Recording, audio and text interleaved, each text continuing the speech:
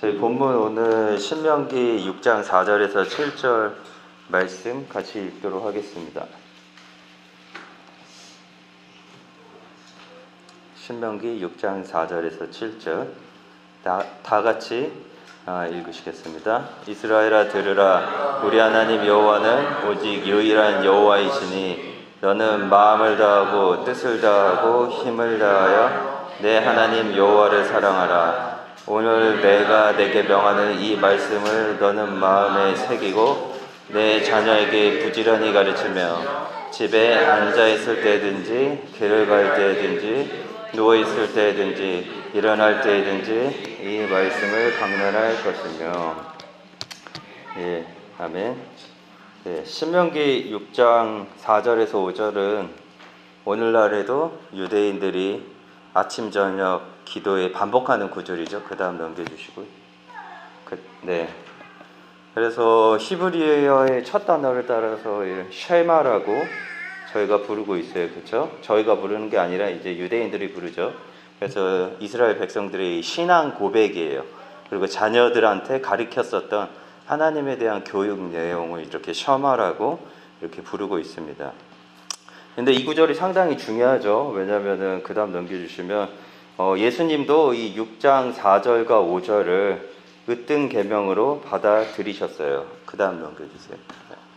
그래서 누군가 예수님에게 무엇이 첫 번째 계명입니까? 라고 했을 때 예수님께서 이 말씀을, 이 쉐마를 이렇게 읽어주셨던 거죠. 그만큼 이 구절이 중요하다라는 말이죠. 그래서 이 6장 4절부터 5절은 10계명의 이런 첫 계명과 같이 나 외에 다른 신을 섬기지 말라와 같은 의미를 가지고 있어요.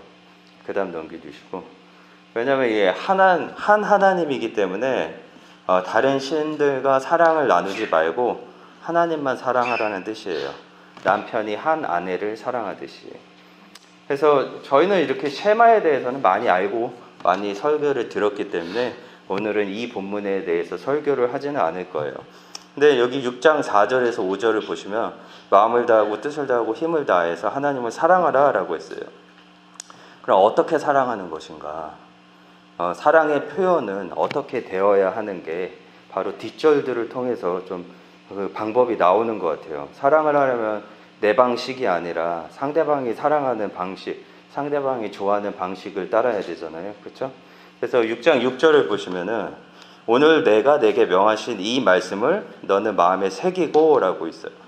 그러니까 마음을 새겨야 된대요. 그러니까 말씀이 실제가 되게 해야 된다라는 거죠. 새겨라는 말은.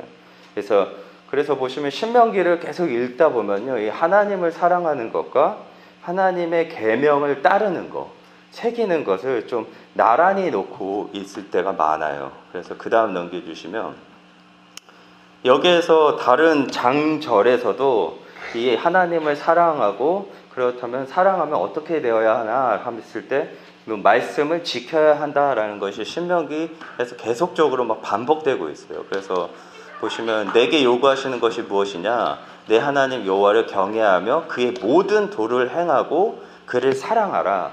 도를 행하고 사랑하라. 그리고 막 다른 구절들도 보시면 여호와를 사랑하고 사랑하는 것이 그렇다면 그가 주신 책무와 법도와 교례 명령을 지켜라라는 말들이 병렬 현상으로 계속 나타나고 있는 거죠. 그리고 그 다음 넘겨주시면 이에 예수님도 말을 하세요. 요한복음 14장 15절에 너희가 나를 사랑하면 나의 계명을 지키는 것이다 라고 말하고 14장 21절에도 나의 계명을 지키는 자가 나를 사랑하는 자다 라고 이렇게 이야기를 하고 있어요. 그러니까 사랑하는 것은 상대방이 말하는 것을 존중하고 지키는 것을 뜻하는 것 같아요. 그러면 하나님을 사랑하는 것이, 하나님의 사랑을 표현하는 것이 그의 말씀과 계명을 지키는 것으로 끝나는 것일까? 라고 했을 때 신앙은 사랑과 계명을 새기고 지키는 것으로 끝나는 것은 아니다라는 것을 이제 볼 수가 있어요. 그러니까 신앙은 개인적인 것에서만 끝나는 것이 아니다라는 것을 이 뒷구절을 통해서 알 수가 있는데 그 다음 넘겨주시면 하나님을 사랑하는 방법인 율법을 그 자손들에게 쉬지 않고 이어가기를 명하고 있는 거예요. 그래서 6장 7절을 보시면 내 자녀에게 부지런히 가르치며 집에 앉아 있을 때든지 길에 행할 때든지 누워 있을 때든지 일어날 때든지 이 말씀을 강론할 것이다 라고 이야기를 하고 있어요. 그러니까 6장 7절이 이 6장 6절과 7절이 말하는 게 하나님을 사랑하는 표현이 어떻게 보면 너가 이 말씀을 지키고 그리고 거기서 멈추는 것이 아니라 6장 7절에 그거를 너 자녀에게 가르쳐야 된다라는 것을 이야기해 주고 있는 거죠.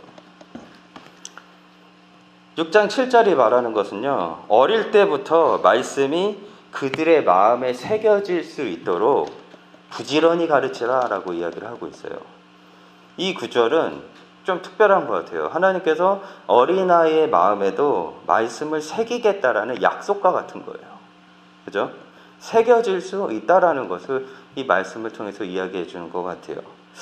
그래서 제 생각을 해보면 저희 부모님은 목사님이세요. 그렇죠? 부모님 목사님이시고 제가 어렸을 때 다른 거는 몰라도 상당히 기도 훈련, 기도를 상당히 중요하게 여기셨어요. 그래서 어렸지만은 뭐 기도하는 훈련을 엄청 시키셨었던 것 같아요. 그래서 제가 기도를 별로 안 좋아하죠. 누가 억지로 기도시키면 너무 싫어. 네. 훈련이라는 소리만 들으면 알러지 반응이 막. 네, 어쨌든 어린 저에게 기도를 그렇게 훈련을 시키셨어요. 그래서 어떻게 시키셨냐면 밤에 시간이 되면 9시에 교회를 갔다 오라는 거예요. 그래서 교회를 걸어서 가서 밤 9시에 기도를 하고 왔었어요. 그래서 그리고 또 아침에 일어나면 성경을 그렇게 읽도록 만들었어요. 네, 그래서 아침에 가정 예배 성경 읽고 아침에 할 일이 너무 많아. 학교를 가야 되는데 가정 예배도 드려야 되고 성경도 읽어야 되고 막 잠언도 읽어야 되고 밤에는 또 기도하러 가야 되고 네. 아주 스파르타식 교육을 많이 받았었죠. 그런데 이제 제가 생각했을 땐 제가 어리기는 했었지만 그런 집안의 그런 지속적인 푸시로 통해서 가르침으로 통해서 내 안에 그래도 하나님을 인식하는 마음은 있었던 것 같아요. 두려워하는 마음이라 그러죠. 약간 하나님을 인식하는 마음. 그래서 저도 보시면 제 인생에 보면 실수가 많잖아요. 딱 봐도 실수 많았을 것 같잖아요. 막 그렇죠? 딱 봐도 랄라리처럼 보이고 막 많은 걸 겪었을 것 같은데. 근데 제가 막 안 좋은 상황도 있었고 막 이런 것들이 있었지만 하나님을 인식하는 마음이 제 안에 있었기 때문에 내 안에서 더 악한 길로 나아가지 않았었던 것 같아요. 그런 것이 끊임없이 저를 이끌었었던 것 같아요. 저 보면 제 주위에 깡패들이어서 보면 애들이 아주 강남인데 강남에서도 제일 질환 좋고 못 사는 신림동이라서 그런지 친구들이 많이 깡패로 나가더라고요. 그래서 그런 상황에서도 네, 제가 쫓아가지 않았었던 건 약간 하나님을 약간 인식하는 마음이 있었던 것 같아요. 그래서 그 중에서도 좀 중요했었던 기도지 않았을까.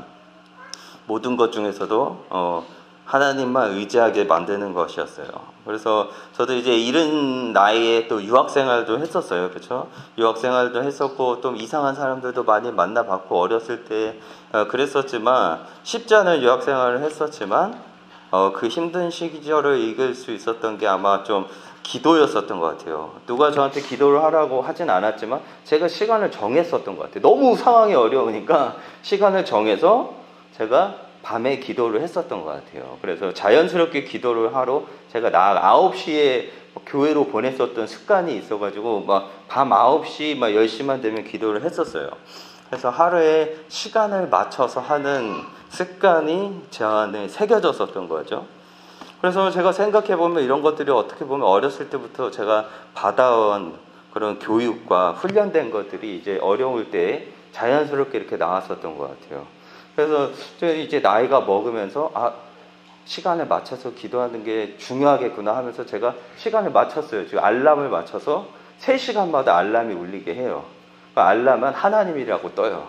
그럼 제가 그때 알람이 울리면 그때 잠깐 기도를 하는 거죠. 제 나름대로의 하나님께 기도하는 하나의 방법인 거예요. 그래서 그것들이 계속 이제 이어져서 내려왔는데 이 구절은요 보시면은 아까 6장 7절을 보시면 어려도 하나님은 아이들의 마음에 당신을 사랑하는 것을 새길 수 있다라고 말해주고 있는 것 같아요.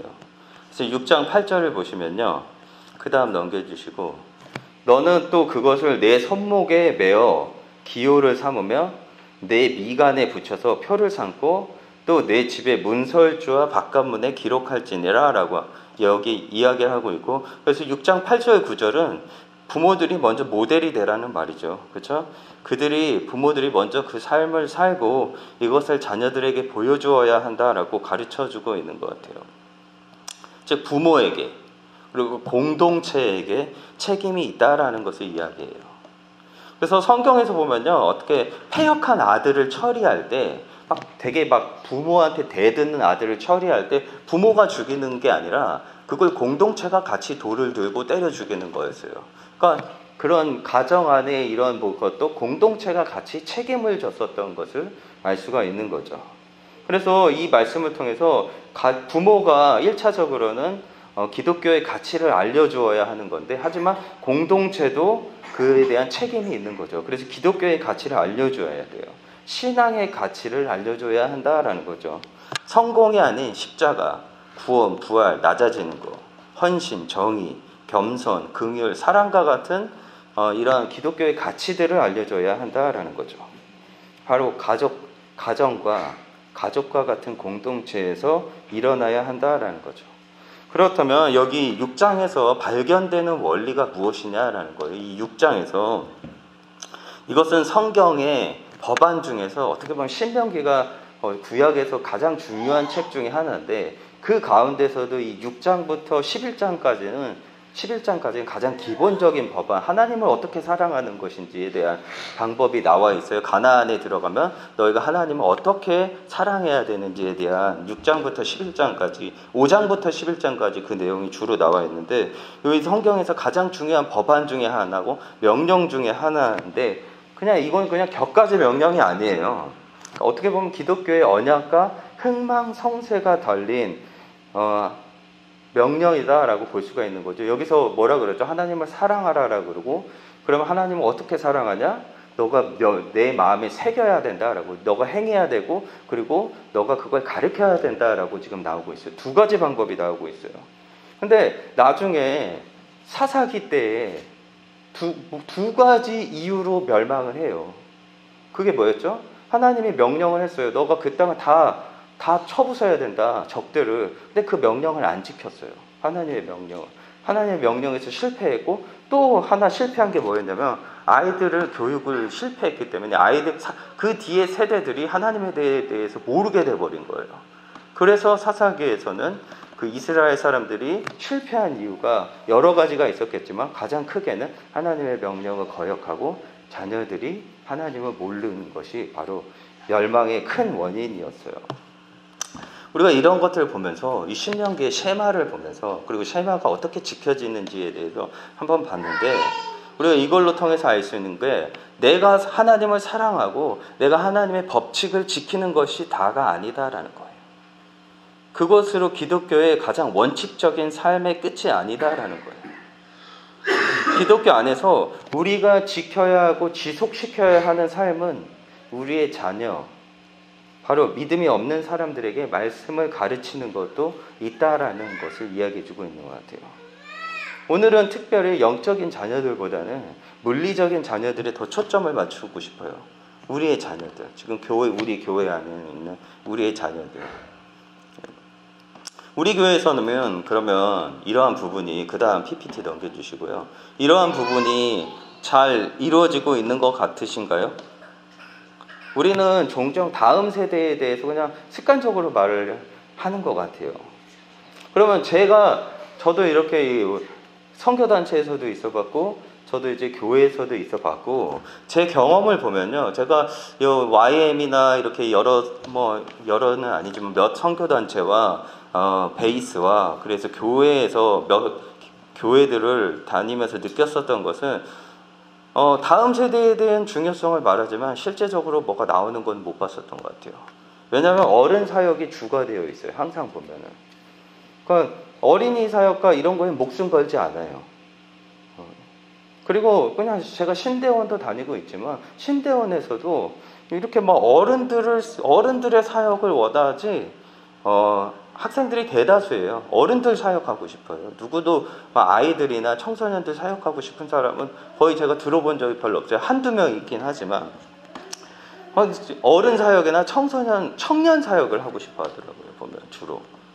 그래서 저도 그래요. 저도 저기 보시면은 저기 사진에서 맨 위에서 보시면 저게 형제교회에서 말씀을 전했었던 거예요. 시애틀에 있는 형제교회에서 말씀을 그렇게 세미나를 진행했었는데, 세미나도 진행을 했고, 그리고 이제 또 저도 저런 사역 좋아해요. 저도 어른들 사역하는 거 좋아해요. 어른들 앞에 서서 성경 말씀 전하는 거 좋아하지만, 그리고 유스 사역 별로 안 좋아해요. 저. 근데 자꾸 어딜 가든지 유스를 맡겨. 땜빵식으로 제가 꼭 유스를 맡게 되더라고요. 그래서 YM 선교단체에서도 그냥 어른들 예배 그냥 조용히 듣고 싶었는데 YM 유스 좀 맡아달래. 그래서 유스를 어쩔 수 없이 또 맡아가지고 했었어요. 그래서 유스 이렇게 수련회도 하고 그랬었는데 유스를 맡으면서 느껴지는 게 많이 있더라고요. 그래서 여기에 와서도 또 유스를 맡게 될 줄은 저는 몰랐어요. 네. 어쨌든 이 언약 공동체의 역할은요, 교회 공동체나 언약 공동체의 역할은 신앙이 뒤로 잘 전달되게 하고, 그리고 그 언약이 파기되지 않게 하는 것도 하나의 언약 공동체의 목적인 거잖아요. 왜냐하면 지속적인 충성을 보여야 하는 것이 바로 언약 공동체의 하나의 임무였어요. 하지만 많은 기독교인들이 이러한 부분에 크게 신경 쓰지 않는 것 같아요. 그건 현실이고 그게 팩트예요. 그래서 YM에 있었지만 YM도 보면 젊은 사람들을 이렇게 일으키고 이런 것도 있지만 주로 보면 어른들 사역이에요. 보면 아이들에 대해서는 별로 그렇게 신경을 쓰지 않아요. 그래서 제일 격까지 아무것도 안 할 것 같은 저를 찝어서 야, 너 이것 좀 해줘 이런 식으로 하는 거죠. 그럼 저는 이제 가서 먹이는 사역을 또 하는 거고, 그냥 아이들이랑 시간을 보내주고 놀고 이런 사역을 하는데, 이게 어떻게 보면 팩트예요. 그러면 이러한 신앙의 트렌드가 어떠한 결과를 낳을까라고 했을 때 그 표를 보여주시고요. 여기에서 보시면요, 교회 학교 학생 수가요 10년간 30-40%가 줄어들었대요. 그리고 청년들로 가면 더 심해요. 3명 중에 1명은 교회를 떠나고 싶다. 이런 것들이 지금 이런 수치들이 막 나오고 있어요. 그러니까 상당히 지금 이 아이들과 중고등부 아이들과 청년들까지 왔었을 때 이런 수치들이 나날이 지금 교회 안에서 감소되고 있는 것이 지금 현실이다라는 거예요. 그렇다면 어떻게 해야 될까라는 것을 우리가 계속 고민해 봐야겠죠. 오늘 저는요, 성경의 두 왕의 이야기로 말씀을 마무리하고 싶어요. 그 다음 넘겨주시고요. 한 명은 히스기야 왕이고 한 명은 요시야 왕이에요. 두 왕 다 역사에 가장 선한 왕이라는 칭호를 가지고 있는 왕들이에요. 그러니까 선한 왕들이 이 히스기야와 요시야 왕만이 아니라 여러 명이 있었어요. 유다에도 여러 명의 왕이 있었지만 이 두 왕이 특별한 이유 중에 하나가 산당을 부셔버리는 처절한 계획을 했었던 이끌었던 왕이 이 두 명이었어요. 이제까지 선한 왕들이 있었지만 산당을 부수지는 않았어요. 근데 이 두 왕은 그러니까 고질적인 그 나라의 병인 산당을 부셔버렸었던 왕이었던 거죠. 그 다음 넘겨주시고, 이 히스기야는요, 하나님께 의지함으로 예루살렘 외에 모든 도시들을 정복한 아수르가 막 예루살렘을 남겨놓고 다 쳐부셨었거든요. 멸망할 뻔했어요, 이스라엘이, 남유다가. 하지만 히스기야가 어떻게 했죠? 기도를 하고 하나님에게 구원을 받았어요. 또 그리고 생명이 얼마 남지 않았을 때도 기도를 하고 그의 생명을 15년 연장시키게 되는 것을 맛보았어요. 하지만 구원을 받은 다음에 어떻게 했죠? 히스기야가 잘못을 저질렀어요. 왜? 바벨론에서 사신들을 보냈어요. 문병차 히스기야에게. 근데 히스기야가 이 사신들을 맞이하여서 왕의 곳간에 있는 모든 것들을 다 보여줘 버렸던 거예요. 그렇죠? 그래서 이에 대해서 어떻게 됐죠? 이사야가 야, 너 왜 그걸 보여줬어? 라고 하면서 너 유다가 너 보여준 거 이제 다 뺏기게 될 거야 라는 이렇게 멸망의 예언을 듣게 되는 거예요.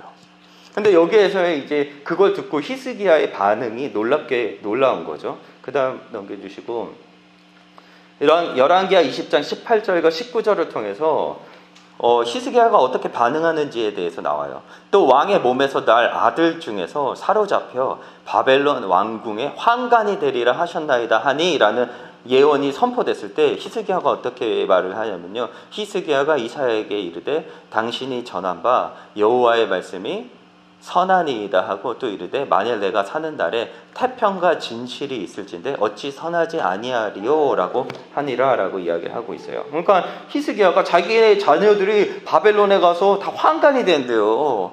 환관, 그죠? 근데 히스기야는 자기의 자녀들이 죄의 결과들을 감당해야 하는 것에 큰 관심이 없었던 것 같아요. 그죠?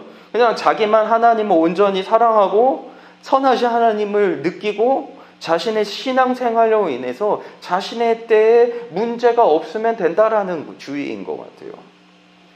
그래서 히스기야는 이스라엘의 역사를 비추어서 다른 왕들보다는 착했을 수도 있지만 선했을 수도 있지만 절대적인 선의 입장에서는 그닥 좋은 왕이 아니었던 거예요. 그나마 다들 개차반인데 그나마 이 히스기야가 조금 더 나은 왕이었던 거지, 이 히스기야 왕도 솔직히 그렇게 좋은 왕은 아니었던 거죠. 왜? 이 사람도 이스라엘의 남유다의 멸망에 책임이 있었던 거예요. 근데 후에 요시아가 이제 히스기야의 손자 되는 요시아 왕도 이제 나오게 되는 거죠. 그 다음 넘겨주시고, 이 요시아 왕도 임기 초기부터 이 왕이 된 다음 어린 나이에 왕이 됐는데 왕이 된 다음부터 철저한 개혁을 단행을 시켜요. 막 개혁을 막 해요. 그래서 막 우상들을 다 제거를 해요. 그리고 근데 개혁의 중간에서 율법서를 발견하게 돼요. 누가 율법서를 줍게 됐어요. 그래서 이 율법서를 가지고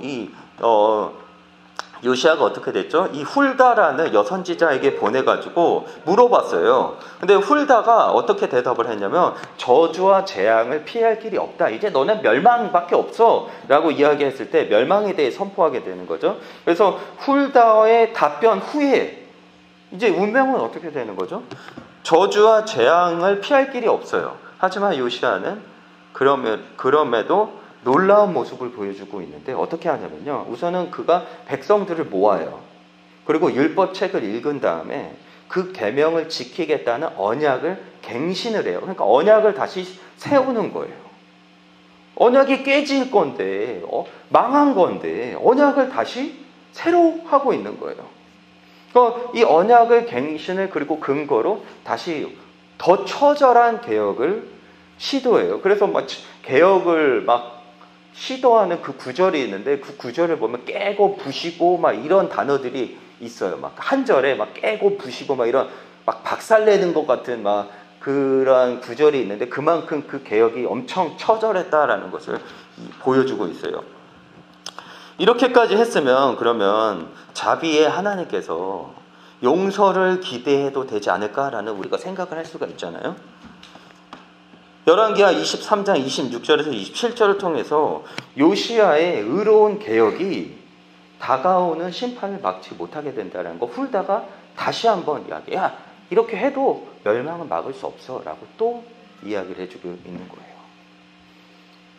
요시아는 그렇게 개혁을 하다가 나중에 애국과의 전쟁에서 갑자기 전사해요. 죽어요.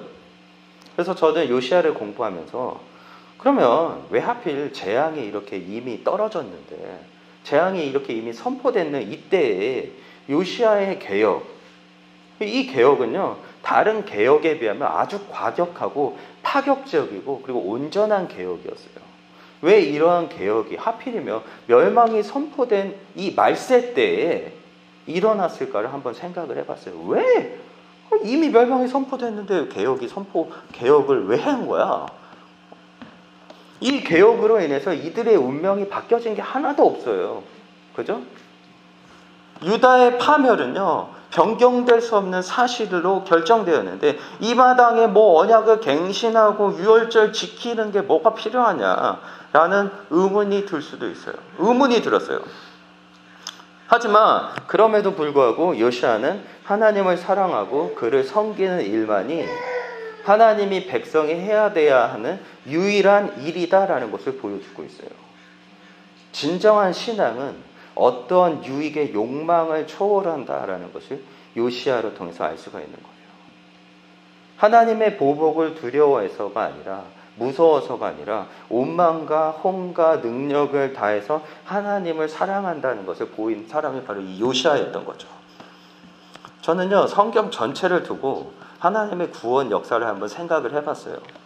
그렇다면 이 요시야의 개혁이 왜 이 말세 때, 그 시대에는 말세 때에 일어난 것일까를 생각해 봤을 때, 하나님의 전체적인 구원 역사를 생각해 봤을 때 어렴풋이 깨달을 수 있었어요. 그 다음 넘겨주시고, 우리는 알고 있어요. 이 요시야의 처절한 개혁 이후에, 요시야가 죽고 난 다음에, 그러니까 개혁은 멈췄겠죠. 20년 후에 유다는 멸망하게 돼요. 그리고 요시야는 언제 죽었냐면요, 609년에 죽었어요. 근데 605년에 무슨 일이 있었냐면요, 4년 뒤에 무슨 일이 있었냐면요, 바벨론의 누부갓네살 왕이 유다로 쳐들어왔을 때 다니엘과 세 친구를 잡아가게 돼요. 그리고 요시야 죽은 8년 뒤에 597년에 또 쳐들어왔어, 바벨론이. 그래서 누굴 잡아가냐? 에스겔을 잡아가게 돼요. 1만 명과. 그렇다면 여러분 생각을 해보세요. 609년에 요시야가 죽고 4년 뒤에 다니엘이 잡혀갔어. 그리고 8년 뒤에 에스겔이 잡혀갔어. 그 사람들은 다 어린 사람들이었어요. 어린 청년들이었어요.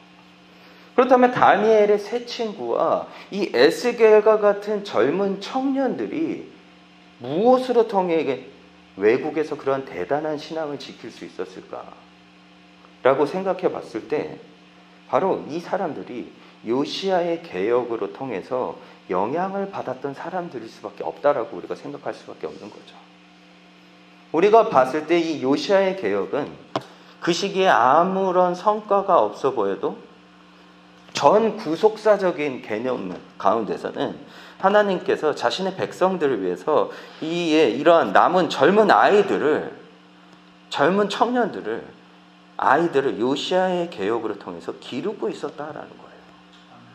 또한 자신의 백성들만이 아니라 우리와 같은 이방인들을 위해서 다니엘과 세 친구와 같은 사람들을 키우셔서 이방에서도 그들로 통해서 야훼를 이방인의 왕의 입으로 통해서, 이방인들의 입으로 통해서 인정받게 하셨었던 거예요. 바로 그 다음 넘겨주시고, 바로 이 개혁이, 요시야의 개혁이 그 어떠한 개혁보다 영향력이 있었고, 하나님께서 앞으로 멸망 가운데 긍휼을 베풀고 그 긍휼을 이방인들에게까지 넓히기 위해서 요시야의 개혁을 일으킨 거였어요. 우리 눈에 실패한 개혁이라고 보이고 노력에 비해서 성과가 없는 일이라고 보여져도 하나님의 전 역사적인 관점으로는 그 개혁은 사용되고 있었던 거죠. 요시야는요, 멸망을 앞두고 있더라도 쉐마를 멈추지 않았어요. 온 마음과 온 힘과 온 혼을 다해서 사랑하는 것을 멈추지 않았고, 그리고 처절한 삶의 개혁을 통해서 자녀들에게 신앙의 진수를 가르쳐주고 있었던 거예요. 바로 인간적인 관점으로는 아무런 쓸모도 없는 노력이라고 보일지라도 저는 우리의 신앙의 모습도 요시야를 닮아가면 좋을 것 같아요. 바로 우리 공동체가 보이는 하나님의 온망과 정성과 힘을 다해 섬기는 구체적인 모습이 하나님의 명령들을 내 자신이 순종함으로써 지키고, 그리고 그걸 승리의 삶을 살아나가고, 1차적으로는 우리의 공동체의 자녀들에게 신앙의 가치들을 전할 수 있는 양육의 사랑과 관심을 가졌으면 좋겠다라고 생각이 들어요. 가르침과 양육의 모습은 여러 방법으로 비칠 수가 있어요. 관심은 꼭 한 가지의 모습은 아니에요. 가르치는 것으로 양육은 끝나지 않아요. 여기서 보시면 쉐마를 보시면요, 내 자신의 경건에서만 끝나는 것은요, 성경이 말하는 진리가 아니에요. 착각하면 안 돼요. 세상은 이제 더 혼란으로 갈 거예요. 요시야가 죽은 후에는요, 그 시대가 정말 이제까지도 없었던 혼란의 시대로 빠져들었어요. 역대의 요시야가 죽은 뒤에 성경 내에서 그런 혼란의 시대가 없었어요. 대제국들이 막 일어나는 시대였었어요. 하지만 참된 신앙을 갖고 있었던 요시야의 개혁의 세대는 쉐마를 살아가고 있는 요시아의 개혁 세대로 훈련을 받았었던 세대는 혼란의 세대 가운데 더 많은 영향력을 끼쳤었던 거죠. 그 다음 넘겨주시고, 저는 요새 저는 계속 제가 2020년 11월부터 아이들을 맡기 시작했어요. 유스 아이들을. 그리고 주일날 창세기를 공부를 했어요. 아직도 창세기 공부하고 있어요. 1년 반이 넘었는데 이제 아브라함 마쳤어요. 지금 성경의 가장 기본적인 기독교의 원형을 지금 다뤄주고 있어요. 믿음의 조상 아브라함의 이야기를 이제 끝냈어요. 첫 번째 믿음의 조상, 믿음의 삶을 위해 선택받은 아브라함의 삶을 통해 믿는 자의 원리들을 좀 발견해내려고 하고 있어요. 저는 아이들이 어떤 길을 걸을지 몰라요. 정말 말세와 같은 세상은 그들을 하나님을 잊어버리도록 가진 방법을 사용할 것 같아요. 성공을 통해서도 하나님이 잊어버리게 할 수도 있고, 지독한 시리와 실패를 통해서도 하나님이 지겹게 잊어버리게 만들 수도 있을 것 같아요. 저는 하지만 그들이 세상적인 방법으로 성공하는 것이 아니라 정말 믿음과 하나님을 신뢰하는 삶을 살았으면 좋겠다라고 생각이 들었어요. 계속해서 창세기를 통해서 이들에게 전달하려고 하는 메시지는, 하나님은 하나님의 주권을 인정함으로 자신의 것을 비우고 자기의 부족함, 공간을 보일 때 그제서야 일하시는 분이심을 깨닫게 하고, 하나님의 채우심을 내가 맛봐야지, 그래야지 진정한 하나님의 것을 보낼 수 있다라는 것을 계속 알려주려고 하고 있어요. 이들이 이렇게 하나님이 은혜와 신뢰의 삶에서 맛보는 승리와 경험을 겸손히 흘려보낼 수 있도록 우리가 계속 기도해주고 옆에 있어주고 양육해줘야 돼요. 계속 도와줘야 돼요. 우리 교회에서는 이렇게 유스 아이들을 위해서 또 매주 금요일에 저녁과 함께 또 매주 만나요. 매주 만나서 말씀을 나누고 게임도 하고 다양한 활동을 해요. 부모님들이 바빠서 못 해주는 부분을 좀 채워주려고 하고 있어요. 새로 나온 영화들이 있다면 같이 영화 보러 가고, 또 영화에 대해서 이야기도 나누고, 그리고 이러한 일들을 하고 있어요. 매주. 공동체의 가족과 어른으로 제가 여러분에게 바라는 것은 현재의 모습으로 이들을 판단하지 말아달라는 거예요. 내가 선호하는 유스과 아이들의 선입견을 좀 내려놓으셨으면 좋겠어요. 그리고 이들을 바라봤으면 좋겠어요. 그 다음 넘겨주시고, 지금 MZ세대, 지금 시대가 제일 선호하고 가장 편안하게 느끼는 복음 전도자가 통계로 나왔는데, 그게 뭐였냐면요, 판단하지 않고 경청하는 사람이에요. 네, 그러한 사람들, 그리고 결론을 강요하지 않는 사람들, 이런 사람을 가장 편안하게 여기고 있다라고 하고 있어요. 그러니까 여러분도 좀 이렇게 좀 우리 아이들 좀 막 음식 먹을 때도 많이 먹고 맨날 라면만 먹고 막 이렇게 하고 좀 우리가 원하는 모습은 아니일지라도 좀 이해해주고, 아니 따끔하게 말할 때는 말해주는 거죠. 근데 사랑이 없으면 걔네들도 금방 알아차려요. 짜증나서 이야기하는 거구나, 보기 싫어서 이야기하는 거구나. 그럼 걔네들도 딱 마음을 닫아버리게 되는 거죠. 그 다음 넘겨주시고, 오늘의 마무리로 이렇게 신명기의 쉐마처럼 하나님을 온 마음으로 사랑하는 것이 무엇인지 진정으로 깨닫고 말씀과 명령을 내 자신이 지키는 것과 함께 우리 아이들에게 말씀이 잘 전달되는 것도 우리의 사명이다라는 것을 깨달을 수 있다면, 공동체 안에 있는 자녀들을 위해서 여러분 그리고 우리가 무엇을 해야 될지 분명히 볼 수 있을 거라고 생각이 들어요. 그래서 오늘은 기도로 저희가 마무리하겠습니다. 우리 다 같이 기도할 건데, 특히 우리 아이들, 중고등부 아이들도 그렇고, 그리고 유스 아이들, 그리고 우리 지금 유초등부 아이들, 이들이 정말 성경이 말하는 정말 그러한 아이들로 자랄 수 있게 해달라고, 세상적인 방법으로 성공하는 것이 아니라 정말 하나님의 방법으로 성공하고 하나님에게 자기 자신을 내어드릴 수 있는, 순종할 수 있는 아이로 하나님과 정말 관계하면서 살아갈 수 있는 아이들이 될 수 있게 해달라고 우리 다 같이 우리 아이들을 위해서 기도하시겠습니다. 우리 주여 7창하고 아이들을 위해 기도하고 자신들의 개인 기도하고 마무리하도록 하겠습니다. 주여 7창 하시겠습니다. 주여 주여 주여 주여 주여 주여